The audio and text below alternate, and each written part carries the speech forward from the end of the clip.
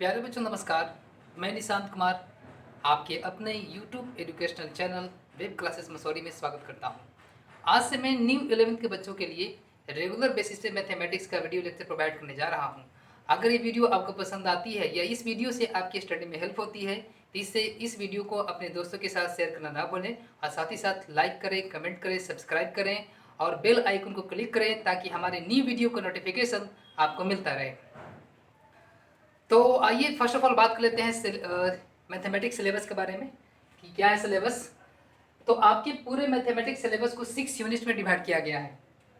First है आपका shapes and function, second algebra, third है coordinate geometry, four calculus, 5 mathematical reasoning, 6 statics and probability के बारे में। फर्स्ट यूनिट में हम क्या क्या पढ़ने वाले हैं? तो फर्स्ट में पढ़ने वाले हैं sets, relations, functions, coordinate geometry, trigonometry.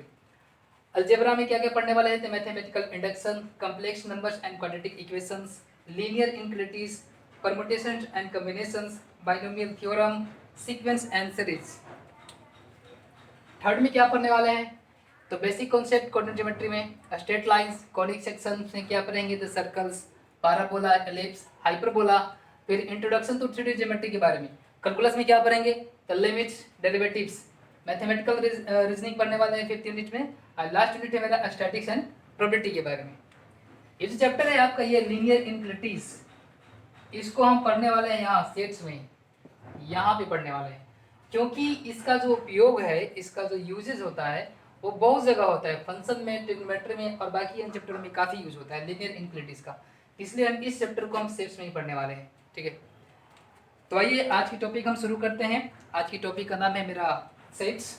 ठीक है, तो आइए बात करते हैं सेट्स के बारे में। क्या है सेट्स?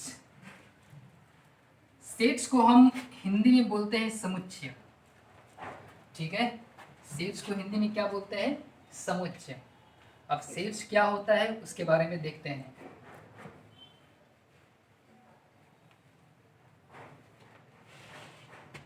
चलिए देखिए, सेट्स सेट्स को बोलते हैं समुच्चय। ये आखिर है क्या? तो इसका डिफिनीशन से समझते हैं हम। सेट्स, इसका डिफिनीशन है collection of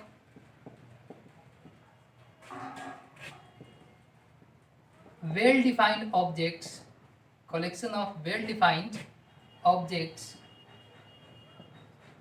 is called sets, is called sets। मतलब क्या है कि सेट्स कलेक्शन होता है, समूह होता है। किसका समूह होता है? तो वेल डिफाइंड ऑब्जेक्ट का समूह, मतलब सुपरिभाषित वस्तुओं के समूह को सेट्स कहते हैं, समुच्चय कहते हैं। वेल डिफाइंड का मतलब क्या होता है? सुपरिभाषित। यानी कि सेट्स एक कलेक्शन होता है। तो कलेक्शन किसका होता है? तो वेल डिफाइंड ऑब्जेक्ट का कलेक्शन होता है, यानी कि सुपरिभाषित वस्तुओं के समूह को समुच्चय कहा जाता है। इसको हिंदी में कैसे लिख सकते हैं? सुपरिभाषित, सुपरिभाषित वस्तुओं के समूह को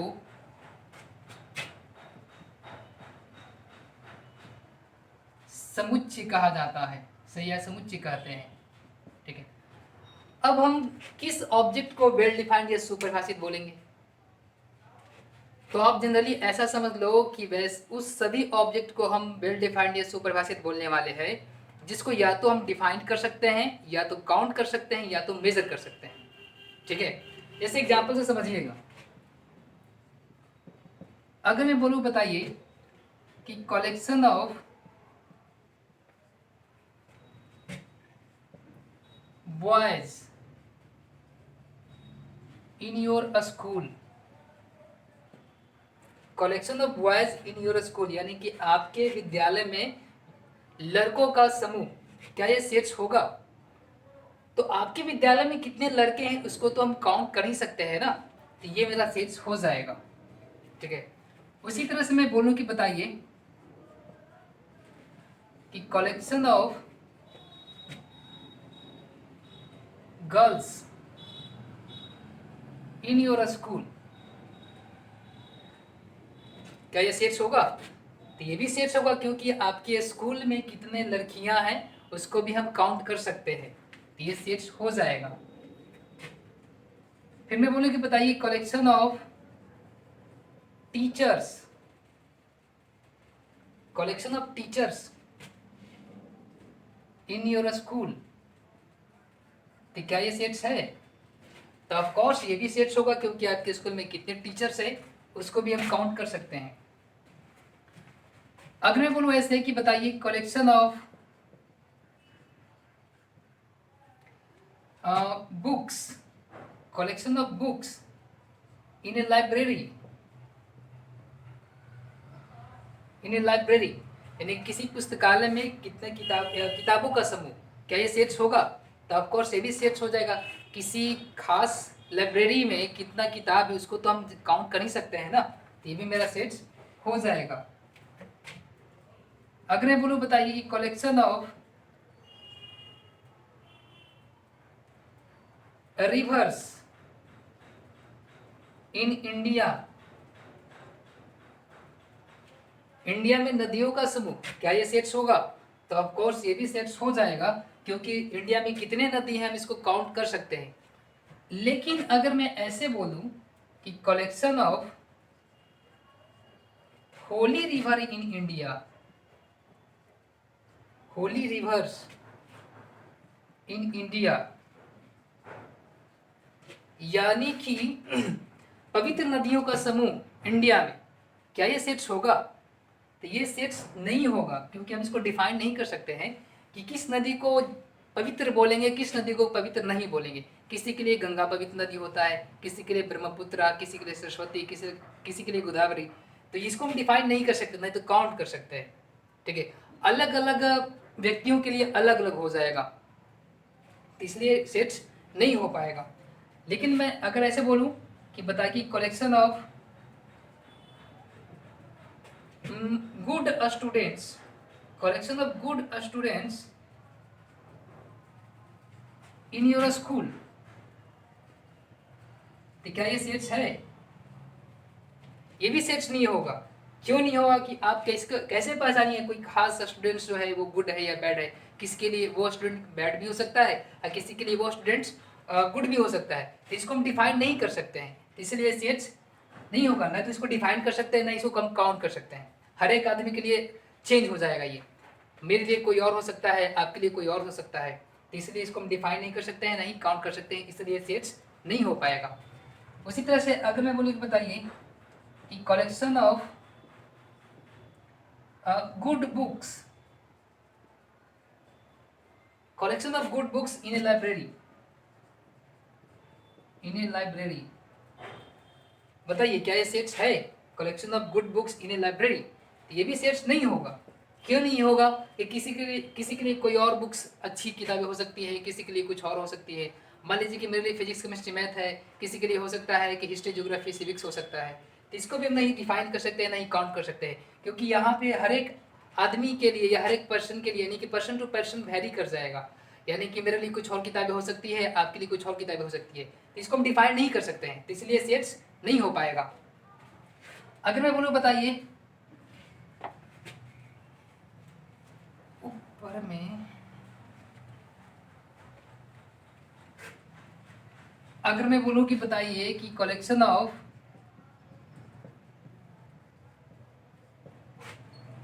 best cricket player, best cricket player,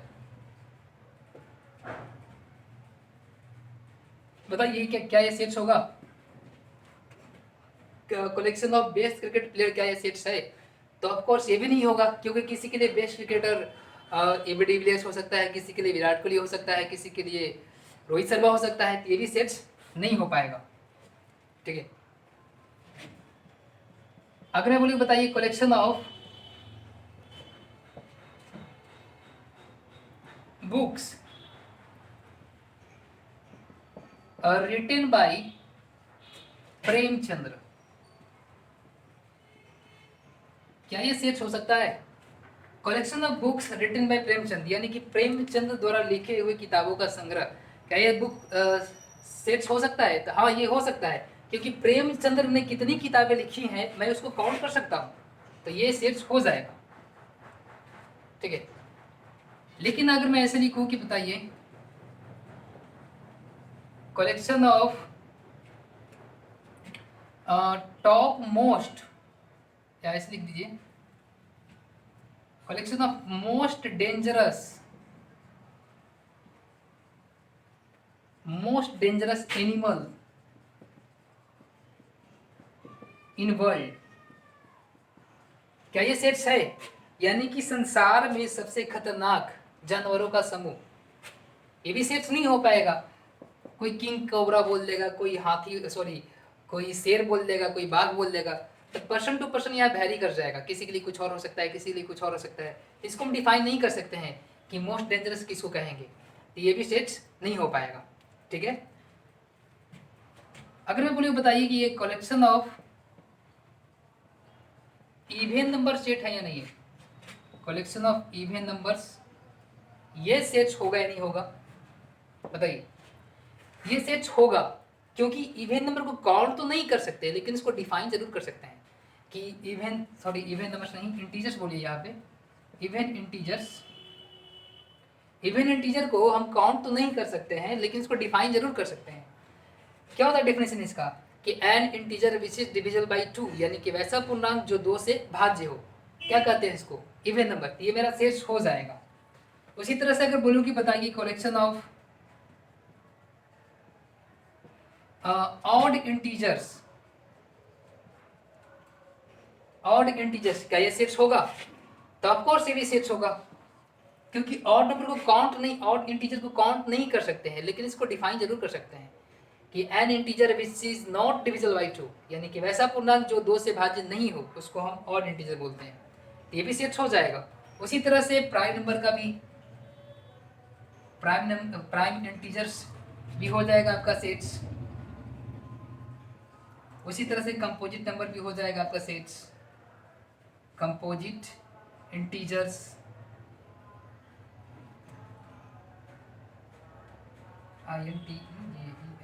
composite integers. उसी तरह से रियल नंबर, उसी तरह से रेशनल नंबर, ये सब सेट्स हो जाएंगे आपके, है ना, क्योंकि प्राइम नंबर को काउंट नहीं कर सकते, लेकिन डिफाइन जरूर कर सकते हैं। उसी तरह से कंपोजिट नंबर को हम काउंट नहीं कर सकते, क्योंकि कंपोजिट नंबर तो बहुत सारा हो जाएगा, लेकिन इसको हम डिफाइन जरूर कर सकते हैं। रियल नंबर भी उसी तरह से, रेशनल नंबर भी उसी तरह से, ये सब क्या हो जाएगा, सेट्स हो जाएगा। क्योंकि सेट्स का डेफिनेशन यही है ना, कि सुपरिभाषित वस्तुओं के समूह को सेट्स कहा जाता है, यानी कि collection of well defined object is called sets. Well defined किसको बोलते हैं, यानी कि उस सभी वस्तुओं को वेल डिफाइंड बोलेंगे, या तो जिसको हम काउंट कर सकते हैं, या तो डिफाइन कर सकते हैं, या तो मेजर कर सकते हैं। ठीक है, अब देखते हैं नेक्स्ट, कुछ इंपॉर्टेंट नोट्स है, आप इसको नोट कर लीजिएगा।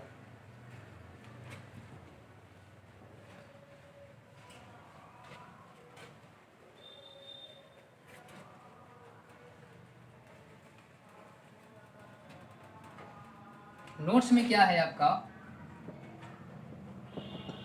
कि कहीं भी आई या जेड, कैपिटल जेड अगर लिखा रहे, इसका मतलब समझिएगा कि ये है आपका collection of integers. Collection of क्या है, इंटीजर्स है। इंटीजर्स को हिंदी में बोलते हैं पूर्णांक। ठीक है, अब पूर्णांक बोलते किसको है, कि वैसा नंबर जिसके पास फ्रैक्शनल पार्ट नहीं हो। इसका अगर डिफिनेशन अगर याद नहीं है तो लिख लीजिएगा कि a number having no fractional part,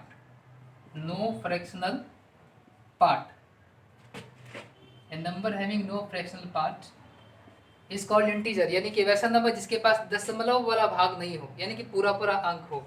जैसे एग्जांपल में कैसे, जैसे या तो -1 हो सको, सॉरी, या तो -5, या तो -4, या तो -3, -2, इसी तरह से आगे इधर, और या तो -1 या 0, 1, 2, 3 एंड सो ऑन। ये नहीं पूरा पूरा अंक, उसको क्या बोलते हैं, इंटीजर बोलते हैं। अगर कोई पूछे कि बताइए कि 1.4 इंटीजर है या नहीं है, तो इंटीजर नहीं होगा, क्योंकि इसका दशमलव पार्ट है 0.4, यानी कि उस नंबर को बोलते हैं पूर्णांक जिसका दशमलव पार्ट नहीं हो, फ्रैक्शनल पार्ट नहीं हो, यानी कि पूरा पूरा अंक हो। यानी कि कहीं भी कैपिटल आई या कैपिटल जेड दिख जाए, इसका मतलब है कि वो कलेक्शन ऑफ इंटीजर्स है वहाँ पे। तो इसी तरह से आगे i प्लस या जेड प्लस रहे, इसका मतलब समझिएगा कि ये कलेक्शन ऑफ पॉजिटिव इंटीजर्स है। पॉजिटिव इंटीजर्स, पॉजिटिव इंटीजर्स कहने का मतलब है कि सिर्फ प्लस में 1 2 3 4 5 6 7 इस तरह से।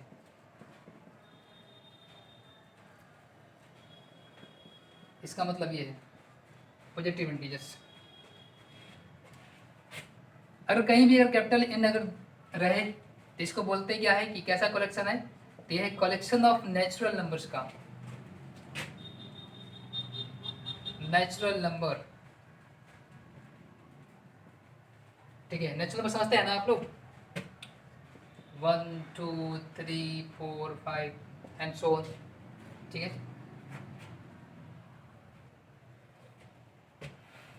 उसी तरह से अगर कहीं कैपिटल क्यू दिखा रहे, इसका मतलब समझिएगा कि एक कलेक्शन ऑफ रियल नंबर है। कलेक्शन ऑफ क्या, रियल नहीं sorry rational number, RATIONAL, rational number. ये किसका कलेक्शन है, द रेशनल नंबर का कलेक्शन। मतलब क्या कि जो P बटा Q के रूप में रहे। अब यार Q does not equal to 0, Q plus रहे तो इसका मतलब क्या कि कलेक्शन ऑफ ये पॉजिटिव रेशनल नंबर है, collection of positive rational number, यानी कि सिर्फ प्लस वाला, माइनस वाला नहीं। उसी तरह से अगर R रहे कैपिटल R, इसका मतलब है कि ये कलेक्शन ऑफ रियल नंबर है, collection of real number, real number. Real number से क्या समझते हैं आप लोग, रियल नंबर से क्या समझते हैं, किसको बोलते हैं रियल नंबर? यानी कि रियल नंबर हम बोलते हैं उसको है collection of rational and irrational is called real number. यानी कि परिमेय संख्या और अपरिमेय संख्या के समूह को रियल नंबर बोल देते हैं। या सिंपली आप ऐसा समझ लो कि आपके मन में जो भी संख्या आने वाला है वो सब रियल नंबर होने वाला है। ठीक है, सिर्फ इमेजनरी नंबर, कम्प्लेक्स नंबर को छोड़कर। अगर मैं 1 बोलूँ तो 1 भी रियल नंबर हो जाएगा, 1.2 बोलूँ तो 1.2 भी रियल नंबर हो जाएगा, अगर मैं √2 बोलूँ तो √2 भी रियल नंबर हो जाएगा, अगर मैं √7 बोल दूँ तो √7 भी रियल नंबर हो जाएगा। यानी कि सिंपली ऐसा ही समझ लीजिए कि तुम आपके मन में जो भी संख्या आने वाला है वो सब कैसा नंबर है, रियल नंबर है। ठीक है, या तो 1.2 बोलूँ या 2.4 बोलूँ या 4.5 या 1.5/6, ये सब मेरा रियल नंबर है। ठीक है, उसी तरह से अगर R प्लस लिखा रहे कहीं भी ये बुक में, इसका मतलब समझिएगा कि ये है आपका collection of positive real number का, पॉजिटिव रियल नंबर। ठीक है, और ये सब सेट्स हैं, है ना, क्योंकि सब को हम डिफाइन कर सकते हैं। इंटीजर क्या है डिफाइन कर सकते हैं, सॉरी ये नेचुरल नंबर क्या है इसको भी डिफाइन कर सकते हैं, रेशनल नंबर क्या है इसको भी डिफाइन कर सकते हैं, रियल नंबर क्या है इसको भी डिफाइन कर सकते हैं। ये सब सेट्स है। इसका नोटेशन याद कर लीजिएगा कि अगर कहीं कैपिटल आई या कैपिटल जेड लिखा रहे तो इसका मतलब है collection of integers, I plus या जेड प्लस लिखा रहे तो इसका मतलब है collection of positive integers, capital N अगर लिखा रहे तो इसका मतलब है collection of natural numbers, capital Q लिखा रहे कहीं पे collection of rational numbers, capital Q plus लिखा रहे तो मतलब है collection of positive rational numbers, capital R इसका मतलब collection of real numbers, capital R plus यानी कि collection of positive real numbers. उसी तरह से अगर माइनस लिखा रहे तो मतलब है कि collection of negative real numbers. अगर यहाँ भी माइनस अगर लिखा रहे आई माइनस या जेड माइनस, इसका मतलब है कि कलेक्शन ऑफ नेगेटिव इंटीजर्स। ठीक है, अब बात करते हैं रिप्रेजेंटेशन ऑफ सेट्स, यानी कि सेट्स को हम कैसे रिप्रेजेंट करते हैं उसके बारे में।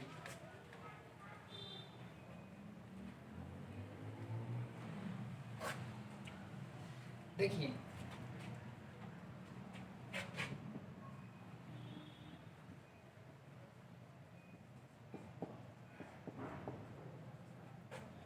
रिप्रेजेंटेशन ऑफ सेट्स, दो मेथड रिप्रेजेंट करने का, सेट्स को रिप्रेजेंट करने का दो तरीका है। पहला है आपका रोस्टर, ऐसे लिख लीजिए, there are two methods. First है आपका रोस्टर, या इसको टेबुलर फॉर्म भी बोलते हैं, टेबुलर फॉर्म। इसको हिंदी में बोलते क्या है, सारणी, सारणी विधि। ठीक है। दूसरा है आपका set builder form, set builder form यानी कि समुच्चय निर्माण विधि, समुच्चय निर्माण विधि यानी कि किसी भी सेट्स को रिप्रेजेंट करने का दो तरीका है, पहला रोस्टर या टेबुलर फॉर्म और सेकंड है आपका सेट बिल्डर फॉर्म। तो पहले बात कर लेते हैं रोस्टर या टेबुलर फॉर्म के बारे में कि क्या है रोस्टर या टेबुलर फॉर्म। तो देखिए रोस्टर टेबुलर फॉर्म, रोस्टर या टेबुलर फॉर्म होता क्या इसमें कि सेट्स को रोस्टर या टेबुलर फॉर्म में लिखते समय उसके एलिमेंट्स को करली ब्रैकेट में लिखा जाता है और साथ ही साथ हर एक एलिमेंट्स को कॉमा से सेपरेट किया जाता है। मतलब क्या कि in roster form, in roster form all the elements, all the elements, all the elements of a set are listed in a curly bracket, curly bracket, curly bracket के मतलब है कि मंदली कोष्ठक, ब्रैकेट्स ये। In a roster form, all the elements of a set are listed in a curly bracket and separated by comma, और हर एक elements को comma से COM में, और हर एक एलिमेंट्स को कॉमा से सेपरेट किया जाता है। कैसे, जैसे एग्जांपल समझिएगा। जैसे अगर मैं बोलूं कि बताइए कि collection of even numbers, collection of even numbers ये एक सेट्स है। क्यों सेट्स है, क्योंकि इसको हम डिफाइन कर सकते हैं। इसको लिखना कैसे, रोस्टर फॉर्म में लिखना है तो कैसे लिखाएगा, तो करना क्या है आपको कि कोई नाम दे दीजिए कि हम यहाँ ए बराबर है, कुछ भी दे सकते हैं आप, ABCD कुछ भी। अब इसको लिखना किस तरह से है, टेबुलर फॉर्म में या रोस्टर फॉर्म में।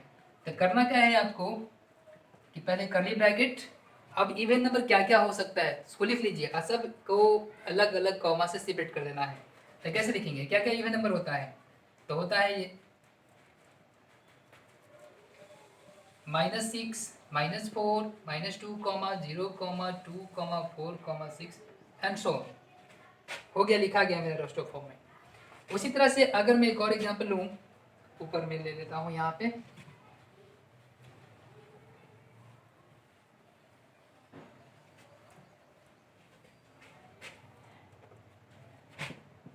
कि कलेक्शन ऑफ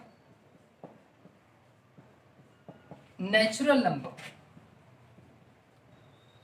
नेचुरल नंबर, ठीक है, इसको लिखना है रोस्टर टेबुलर फॉर्म में। तो कैसे लिखेंगे, मान लीजिए कुछ b बराबर ले लेते हैं, करली ब्रैकेट, ठीक है, और नेचुरल नंबर को लिखना है किसमें, रोस्टर फॉर्म में। तो कैसे लिखेंगे, क्या क्या नेचुरल नंबर होता है, 1, 2, 3, 4, 5 एंड सो ऑन, ठीक है। ये हो गया मेरा रोस्टर फॉर्म। इस तरह से हम रिप्रेजेंट करते हैं किसी भी सेट्स को इन रोस्टर फॉर्म में। अगर मैं बोलूँ बताइए ऐसे कि कलेक्शन ऑफ प्राइम नंबर,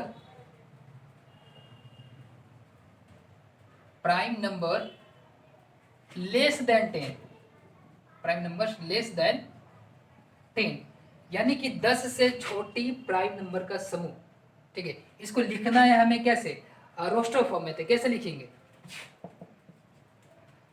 10 से छोटी प्राइम नंबर क्या क्या हो सकता है, सिर्फ उसी को लिखना है। तो 2 हो गया, 2, 3, 5, 7, 8 होगा नहीं होगा, 9 होगा नहीं होगा, बस इतना ही होगा। तो ये हो गया मेरा रोस्टर फॉर्म में। तो बात समझ में आ गई किस तरह से किसी भी सेट्स को हम रोस्टर फॉर्म में लिखते हैं।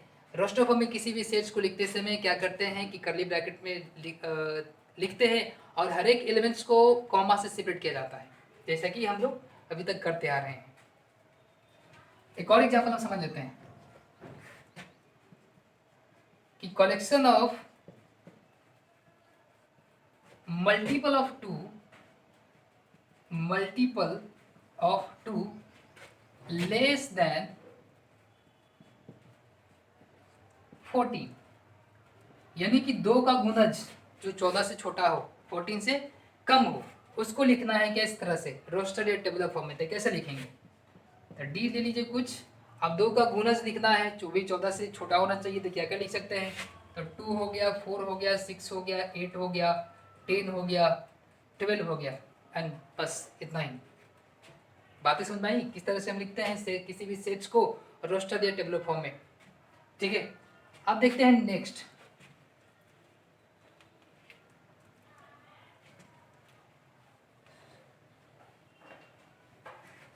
कुछ यहाँ पे नोट्स है आपका कि किसी भी सेट्स को रोस्टर या टेबुलर फॉर्म में लिखते समय एलिमेंट्स को रिपीट नहीं किया जाता, नोट्स कर लीजिएगा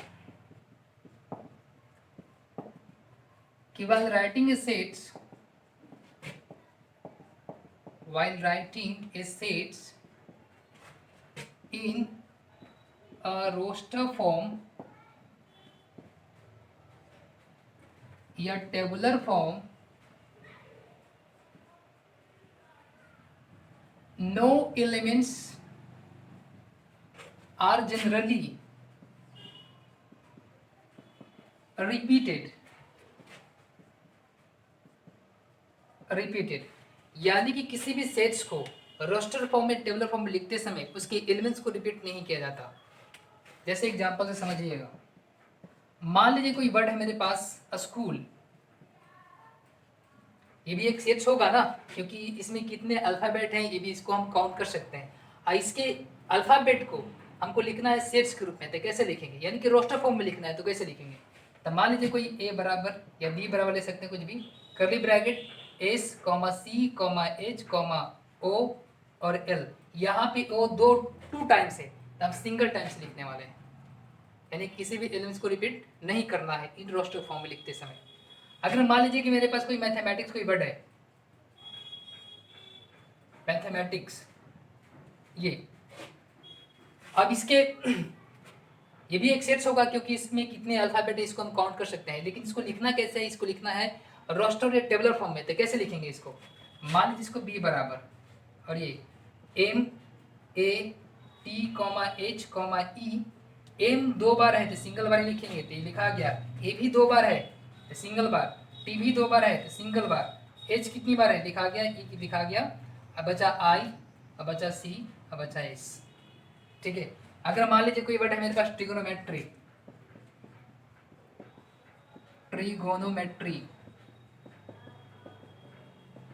ठीक है, इसके ये भी क्या होगा, ये भी एक सेट्स होगा क्योंकि इसमें कितने अल्फाबेट इसको हम काउंट कर सकते हैं। तो इसके हर एक इसको लिखना कैसे है, रोस्टर या टेबुलर फॉर्म में, कैसे लिखेंगे इसको, एलिमेंट्स को रिपीट नहीं करते हुए लिखना है। यहाँ टी, फिर कितना आर, फिर आई, फिर जी ओ, फिर इसके बाद क्या एन, वो 2 बार है लिखा गया, एम बचा हुआ है, ई बचा हुआ है, टी 2 बार है एक बार लिख चुके हैं, बचा क्या आर भी है लिखा गया, वाई बच गया, वाई, ये इस तरह से लिखते हैं। अगर मान लीजिए कहीं भी आपके पास अगर मिल रहा है कि 1, 2, 2, 3, 4, तो ये रॉन्ग होगा, क्यों होगा, क्योंकि यहाँ पे एलिमेंट्स को रिपीट किया गया है। ठीक है, यानी कि इतना समझ लीजिए कि रोस्टर या टेबुलर फॉर्म में किसी भी सेट्स को लिखते समय एलिमेंट्स को रिपीट नहीं किया जाता। ठीक है, अब आइए नेक्स्ट।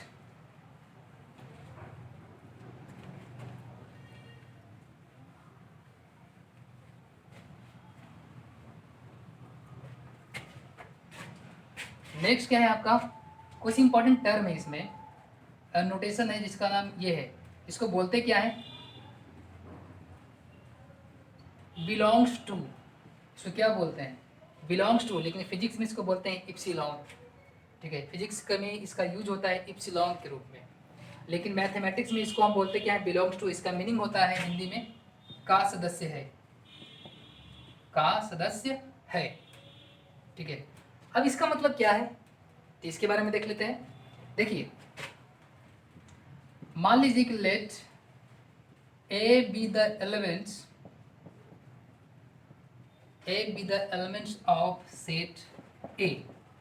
मान लीजिए कि ए कोई एलिमेंट्स है किसी सेट ए का, then we can say that A belongs A. यानी कि अगर कोई एलिमेंट्स किसी सेट्स का अगर कोई एलिमेंट्स किसी सेट्स का एलिमेंट्स है तो उसको हम बोल सकते हैं कि ए बिलोंग्स टू ए। ठीक है, यहाँ पे है ना, यही बोल रहा है ना कि let a b the elements of set A, यानी कि ए जो है सेट्स ए का एलिमेंट्स है, तो हम इसको बोल सकते हैं कि ए बिलोंग्स ए। इसको पढ़ते कैसे हैं? इसको पढ़ते हैं ए बिलोंग्स टू ए, ऐसे ऐसे पढ़ते हैं इसको। जैसे एग्जांपल समझिएगा यहाँ से, जैसे मैं कोई सेट्स ले रहा हूँ यहाँ पे कितना 1 2 3 4। ठीक है, अगर मैं बोलूँ ये कि बताए कि 1 क्या ए का एलिमेंट्स है तो है, 2 भी ए का एलिमेंट्स है, 3 भी ए का एलिमेंट्स है, 4 भी ए का एलिमेंट्स है। अगर 1 ए का एलिमेंट्स है तो हम लिख सकते हैं 1 बिलोंग्स ए। अगर 2 ए का एलिमेंट्स है तो हम लिख सकते हैं 2 बिलोंग्स ए। 3 अगर ए का एलिमेंट्स है तो हम लिख सकते हैं 3 बिलोंग्स ए। उसी तरह से 4 बिलोंग्स ए, है ना, ये सब ए ही का एलिमेंट्स तो है। लेकिन अगर मैं बोलूँ कि बताइए कि 5 क्या ए का एलिमेंट्स है, क्या 5 इसमें है, तो हम नहीं है एलिमेंट्स, तो हम क्या बोलेंगे 5 does not belongs to A. इसको कैसे पढ़ेंगे? इसको पढ़ने वाले हैं 5 does not belongs A, belongs to A. ठीक है, यानी कि 5 जो है ए का सदस्य नहीं है। यहाँ पे इसका मतलब है कि 1 है ए का सदस्य है, यहाँ पे मतलब है कि 2 ए का सदस्य है, 3 ए का सदस्य है, 4 ए का सदस्य है, जैसे कि यहाँ पे है। लेकिन अगर मैं पूछूं कि बताइए कि 5 क्या है सदस्य, तो 5 ए का सदस्य नहीं होगी, 5 इसमें नहीं है, तो क्या बोलेंगे 5 डज नॉट बिलोंग्स टू ए, यानी कि 5 जो है ए का सदस्य नहीं है। ठीक है, अब आते हैं next second method, second representation, यानी कि सेकंड मेथड में कैसे रिप्रेजेंट करते हैं। सेकंड मेथड क्या है मेरा? सेकंड है मेरा set builder form. Set builder form, इसमें क्या होता है कि इसमें हमें सिर्फ प्रॉपर्टी लिखना होता है। कोई भी सेट्स क्या है उसकी सिर्फ प्रॉपर्टी लिखा जाता है। ठीक है, यानी कि इन set builder form all the elements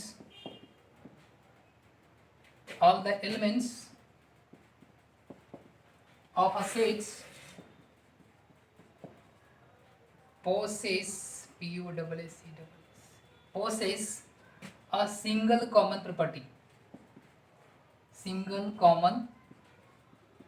property, set builder में किसी भी सेट्स को लिखते समय हमें सिर्फ उसका प्रॉपर्टी लिखना होता है कि उसका प्रॉपर्टी आखिर है क्या।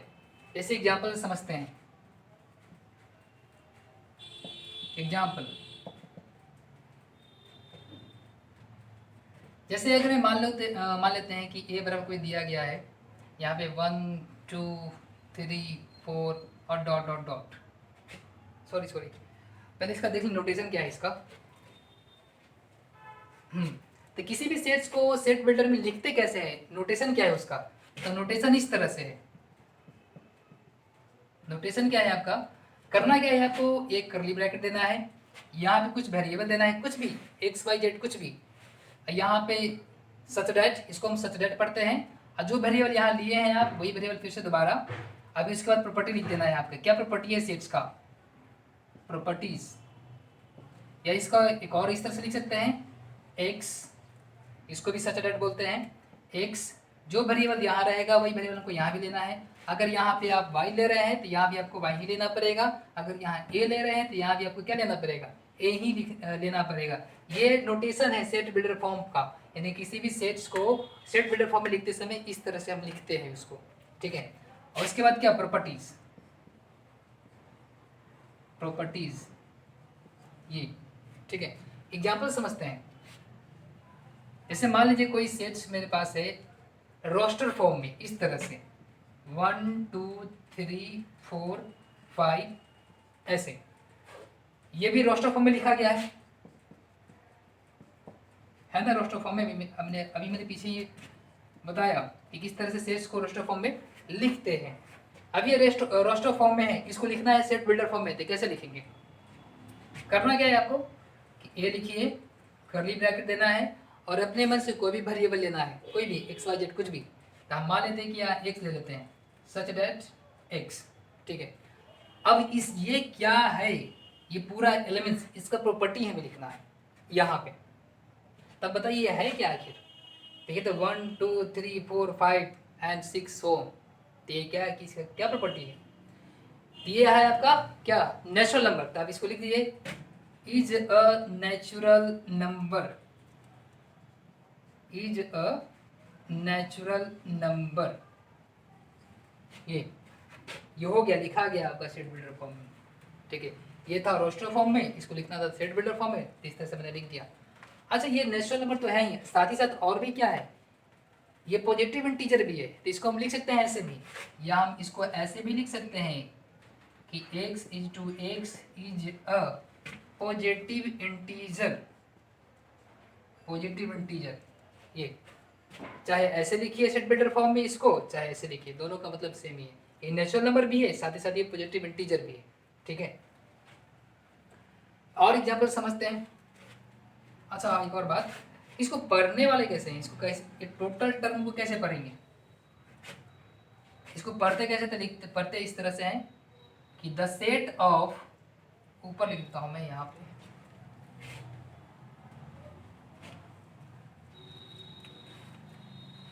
इसको पढ़ते कैसे हैं, इसको पढ़ते हैं ऐसे, the set of all x, all x, यहाँ पे वेरिएबल एक्स लिए हैं ना, इसलिए एक्स, अगर वाई रहता तो the set of all Y, the set of all X such that x is a natural number, such that x is a natural number, natural number। इसको इस तरह से पढ़ा जाता है। अगर इसको पढ़ना रहेगा इस तरह से तो कैसे पढ़ेंगे इसको, the set of all X such that x is a positive integer, ठीक है। और एग्जाम्पल समझते हैं कुछ और, कि जैसे मान लीजिए कुछ इस तरह से दे दिया है सेट्स मेरे पास, ये 1 सॉरी ले लीजिए 2, 4, 6, 8, 10 dot dot dot dot dot, ये तो ये भी लिखा गया किस फॉर्म में, ये भी लिखा गया है आपका रोस्टर फॉर्म में, रोस्टर फॉर्म में लिखा हुआ है ये। इसको लिखना कैसे है, सेट बिल्डर फॉर्म में, तो कैसे लिखेंगे इसको, लिखिए ए, करना क्या है आपको, एक वेरिएबल लेना है हमें, कुछ भी ले सकते हैं एक्स वाई जेड कुछ भी, तो जनरली हम एक्स ही ले लेते हैं, एक्स इज टू एक्स, हो गया ये। अब ये बताइए कि आखिर है क्या, इसकी प्रॉपर्टी क्या है, क्या ये इवन नंबर है, क्या ये नेचुरल नंबर है, क्या ये 2 का मल्टीपल है, ये है क्या, जो भी इसका प्रॉपर्टी है उसको बस यहाँ से लिख देना है। तब बताइए कैसा नंबर है, तो ये देखिए 2 4 6 8 10 12 14 16 18 इस तरह से आगे बढ़ते चला जाएगा। तो ये किस तरह का नंबर है, ये आपका पॉजिटिव इवन नंबर यानी कि धनात्मक सम संख्या है। ये प्रॉपर्टी इसका यही हुआ ना, यहाँ पे प्रॉपर्टी लिख दीजिए, तो क्या हो जाएगा, x is a positive even integer, even integers, ये हो गया मेरा सेट बिल्डर फॉर्म में, ठीक है। लेकिन इसको पढ़ेंगे कैसे, the set of all X such that x is a positive even integers, ठीक है।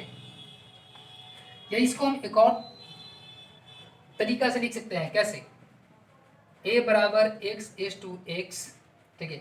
अब देखिए तो ये 2 है 4 है 6 है 8 है 10 है 12 14 16 इस तरह से आगे बढ़ता चला जाएगा, यानी कि इसको हम बोल सकते हैं कि 2 का मल्टीपल भी है, यानी कि 2 का गुणज भी है।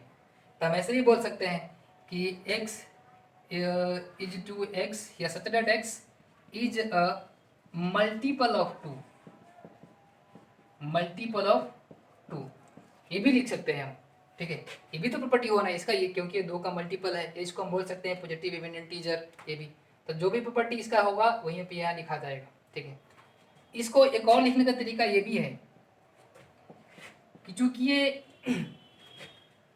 2 का मल्टीपल है, इसको हम ऐसे भी लिख सकते हैं, x इज टू एक्स बराबर 2n, 2 का मल्टीपल है तो बराबर क्या 2n, और n बिलोंग्स टू n, है ना। 2 को लिख सकते हैं 2 गुना 1, 4 को लिख सकते हैं 2 गुना 2, 6 को लिख सकते हैं 2 गुना 3, 8 को लिख सकते हैं 2 गुना 4, इसी तरह से आगे। तो पूरा को मैंने किस तरह से लिख सकते हैं, x बराबर 2n और n belongs to n, n का वैल्यू 1 रखेंगे तो 2 आ जाएगा, 2 रखेंगे तो 4 आ जाएगा, 3 रखेंगे तो 6 आ जाएगा, 4 रखेंगे तो 8 आ जाएगा, 5 रखेंगे तो 10 आ जाएगा। तो इसको या तो ऐसे लिख सकते हैं सेट बिल्डर फॉर्म में, या तो ऐसे लिख सकते हैं, या तो ऐसे लिख सकते हैं। ठीक है, ये दोनों चारों का मतलब क्या है आपका सेम है। एक और एग्जांपल समझते हैं।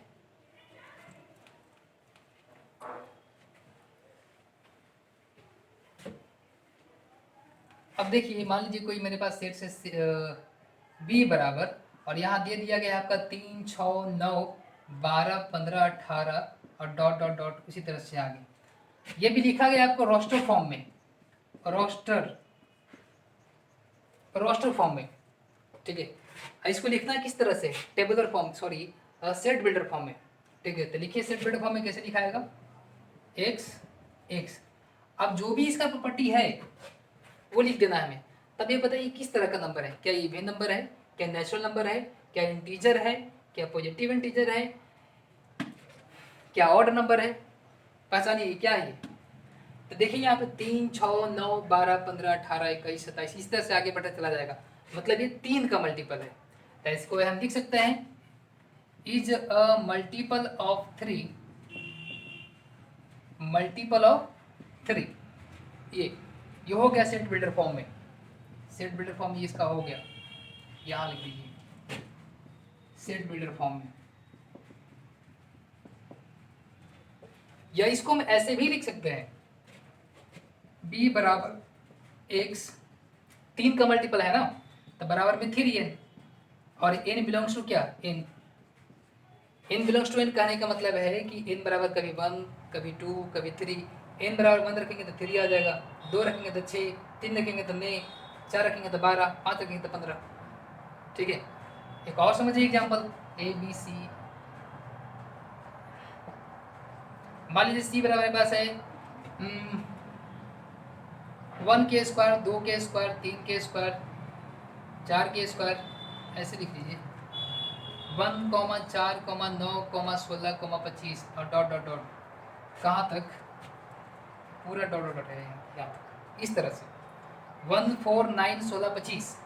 ये भी किस फॉर्म में लिखा गया है, ये भी लिखा गया आपका रोस्टर फॉर्म में, लेकिन इसको लिखना किस तरह से, सेट बिल्डर फॉर्म में। तो कैसे लिखेंगे, देखिए एक्स एक्स। अब ये प्रॉपर्टी क्या है इसका बताइए तो, ये 1 को लिख सकते हैं 1 स्क्वायर, ये हो जाएगा 2 स्क्वायर, ये हो जाएगा कितना 3 स्क्वायर, ये कितना आ जाएगा 4 स्क्वायर, ये कितना हो जाएगा 5 स्क्वायर, यही होगा ना।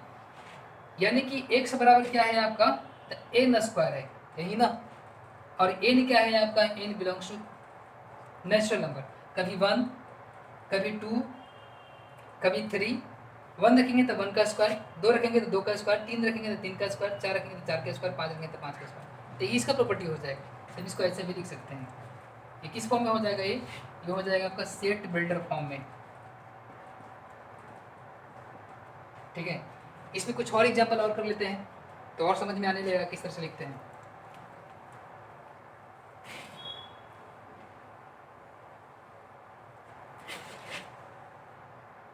मान लीजिए डी बराबर, कोई लिमिट्स दे दिया गया मेरे पास इस तरह से 2 4 6 8 ऐसे। अब ये किस फॉर्म में लिखा गया है, ये लिखा गया है आपका रोस्टर फॉर्म में, लेकिन लिखना किस है, सेट बिल्डर फॉर्म में। तो कैसे लिखेंगे, डी बराबर वेरिएबल ले लीजिए एक्स, और ये बताइए ये है क्या, इवन नंबर है 2 का मल्टीपल है। तो इसको लिखेंगे कैसे, अगर इवन नंबर सिर्फ लिखेगा तो इवन नंबर में पॉजिटिव भी आता है नेगेटिव भी आता है, तो इसका प्रॉपर्टी इवन नंबर नहीं होगा। ठीक है, लेकिन अगर लिखते हैं पॉजिटिव इवन नंबर तो हो जाएगा, लेकिन कहाँ तक, 10 से छोटा। तो इसको लिख सकते हैं कैसे, is a positive even integer less than 9, ये इसका प्रॉपर्टी हो जाएगा। ठीक है, या इसको हम ऐसे भी लिख सकते हैं, कैसे, d बराबर x एक्स, ये 2 का मल्टीपल है ना, तो लिखिए एक्स बराबर 2n, ठीक है। और n बिलोंग्स टू n, क्योंकि n का वैल्यू 1 रखेंगे तो कितना आ जाएगा 2, 2 रखेंगे यहाँ पे तो कितना आ जाएगा 4, 3 रखेंगे कितना आ जाएगा 6, 4 रखेंगे कितना आ जाएगा 8। यानी कि n का जो वैल्यू है वो कहाँ से कहाँ तक जा रहा है, 1 से लेके कहाँ तक 4 तक। इसको हम ऐसे भी लिख सकते हैं, फिर 1n बिलोंग्स टू 4। ये चाहे इसको ऐसे लिखिए चाहे ऐसे लिखिए, ये हो गया आपका रोस्टर फॉर्म, ये हो गया आपका टेबलर फॉर्म, और ये भी आपका सॉरी ये हो गया रोस्टर फॉर्म, ये हो गया सेट बिल्डर फॉर्म, और ये भी क्या हो गया सेट बिल्डर फॉर्म। यानी कि दोनों फॉर्म कैसा है, सेट बिल्डर फॉर्म है आपका, यानी कि समुच्चय निर्माण विधि में इस तरह से लिखते हैं इसको, ठीक है। एक और एग्जांपल देखते हैं हम कि अगर ई बराबर है मेरे पास 1,4, 9, 16, 25 और डॉट डॉट डॉट कहाँ तक 100 तक। ये भी किस फॉर्म में है, ये भी रोस्टर फॉर्म में है, लेकिन लिखना किस फॉर्म में है हमें, लेकिन हमें लिखना है सेट बिल्डर फॉर्म में। तो कैसे लिखेंगे, तो लिखिए ई करली ब्रैकेट एक्स। अब देखिए इसका प्रॉपर्टी पहचानिए, क्या ये इवन नंबर है, क्या ये ऑड नंबर है, ये कैसा है, क्या रेशनल नंबर है, मतलब इसका प्रॉपर्टी क्या है आखिर। तो आप देखिए यहाँ पे इसको अरेंज कर सकते हैं, तो ये हो जाएगा 1 का स्क्वायर, इसका 2 का स्क्वायर, ये कितना आ जाएगा 3 का स्क्वायर, ये कितना 4 का स्क्वायर, कितना 5 का स्क्वायर, और ये कितना 10 का स्क्वायर। यानी कि एक्स बराबर हम लिख सकते हैं कितना n का स्क्वायर। n बराबर क्या हो जाएगा, n बिलोंग्स टू n, यानी कि कभी 1 रखेंगे तो 1 का स्क्वायर, 2 रखेंगे तो 2 का स्क्वायर, 3 रखेंगे 3 का स्क्वायर, 4 रखेंगे तो कितना 4 का स्क्वायर। लेकिन कहाँ तक रखेंगे 10 तक ना, तो यानी ये जो n का वैल्यू आएगा ना वो 1 से कहाँ तक चला जाएगा 10 तक, ऐसे। ये हो गया आपका सेट बिल्डर फॉर्म है, सेट बिल्डर फॉर्म, ये आपका रोस्टर फॉर्म, ये क्या है सेट बिल्डर फॉर्म, ठीक है। तो इस तरह से हम सेट बिल्डर फॉर्म लिखते हैं। एक और लास्ट एग्जांपल देख लेते हैं हम।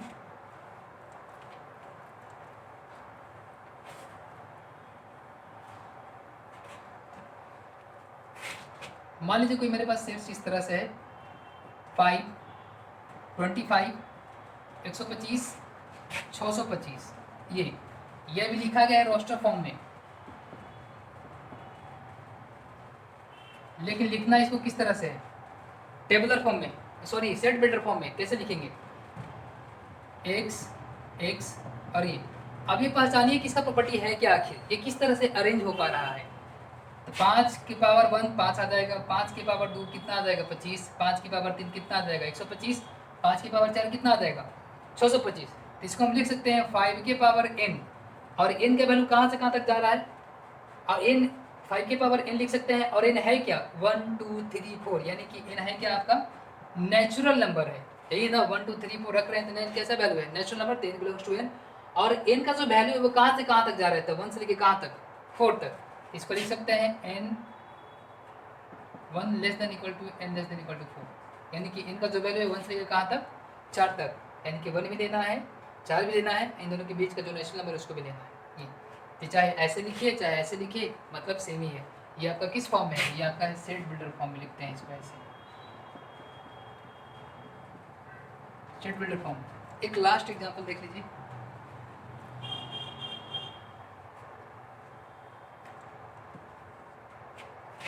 जैसे एक यहाँ ले लेते हैं कोई सेट्स जी बराबर, वो भी टेबुलर फॉर्म में, तो कैसे मान लेते हैं कि 1/2 है, 2/3 है, 3/4 है, 4/5 है, और 5 क्या है 6 है। ये कोई सेट है मेरे पास, ये भी किस फॉर्म में लिखा गया है, ये भी लिखा गया है रोस्टर फॉर्म में, रोस्टर फॉर्म में। इसको लिखना किस तरह से, तो सेट बिल्डर फॉर्म में लिखना था, कैसे लिखेंगे, तो देखिए जी वही वेरिएबल कुछ भी, जनरली हम एक्स ही ले लेते हैं एक्स। अब इसका पैटर्न देखिए, तो ये किस तरह से पैटर्न पे अरेंज हो रहा है, देखिए तो 1/2 है ना, तो 1/2 को लिख सकते हैं कैसे 1/1 + 1 होगा ना, 1/1 + 1 ऐसे अरेंज हो रहा, सॉरी इसको लिख सकते हैं n/n + 1, n बटा क्या n + 1, तो इस तरह से अरेंज हो रहा है देखो। और n का जो वैल्यू होगा वो क्या होगा नेचुरल नंबर होगा। अब देखिए कभी n बराबर 1 रखिएगा ये पूरा में, तो n बराबर 1 रखेंगे तो ऊपर 1 नीचे कितना आ जाएगा 2, n बराबर 2 रखेंगे तो ऊपर 2 नीचे कितना आ जाएगा 3, टेबल आ जाएगा। n बराबर 3 रखिए तो कितना मिलेगा ऊपर में, ऊपर 3 नीचे कितना आ जाएगा 4, तो ये आ जाएगा। n बराबर 4 रखिए तो ऊपर 4 नीचे कितना आ जाएगा 5, तो ये वाला आ जाएगा। अगर n बराबर 5 रखिए तो कितना आ जाएगा, ऊपर 5 नीचे कितना 6, तो ये 5/6 आ जाएगा। यानी कि इसका जो पैटर्न किस तरह से हो रहा है, x बराबर n/n+1, और यानी कि n का जो वैल्यू होगा क्या होगा, नेचुरल नंबर, यानी कभी 1 रख लेंगे, कभी 2, कभी 3, कभी 4, कभी 5, और कहाँ से कहाँ तक जाएगा इनका जो वैल्यू, 1 से लेकर कहाँ तक 5 तक, यानी कि 1 less than equal to n equal to 5। ये आपका किस फॉर्म है आपका, ये सेट बिल्डर फॉर्म है आपका, सेट बिल्डर फॉर्म, ठीक है। तो ये हो गया आपका रिप्रेजेंटेशन ऑफ सेट्स। इस पे क्वेश्चन कीजिएगा, ठीक है। अगर समझ में नहीं आई होगी या वीडियो अगर आपको लोगों को पसंद आई होगी तो इस वीडियो को अपने दोस्तों के साथ शेयर करना ना भूलें, ज़रूर कीजिएगा शेयर करना, और साथ ही साथ लाइक कीजिएगा, कमेंट कीजिएगा, सब्सक्राइब कीजिएगा, बेल आइकन को क्लिक कीजिएगा ताकि हमारी न्यू वीडियो का नोटिफिकेशन आपको मिलता रहे, ठीक है। अगर वीडियो के बाद भी अगर आप लोगों को प्रॉब्लम है या प्रॉब्लम आती है तो आप इस नंबर पे कांटेक्ट कीजिएगा 9162297293, इस नंबर पे कांटेक्ट कीजिएगा, चाहे कॉल कीजिए चाहे व्हाट्सएप कीजिए, ठीक है। तो आज के लिए बस इतना ही, धन्यवाद।